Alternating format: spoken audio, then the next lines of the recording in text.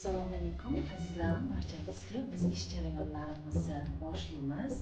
Ishga keldik, xudo xohlasa va bugun sizlarga ish jarayonlarimizdan lavhalar ko'rsatmoqchimiz. Xudo xohlasa agar buni imkoniyati bo'lsa, albatta bugun biz bilan birga sizlarga judayam chiroyli natijalarimizni ko'rsatib beramiz.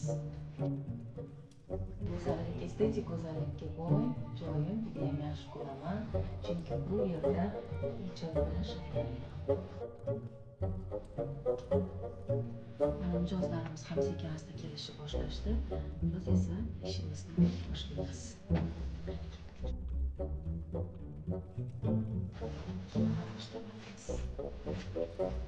Biz ish jarayonlariga tayyormiz. Endi esa ishimizni boshlaymiz.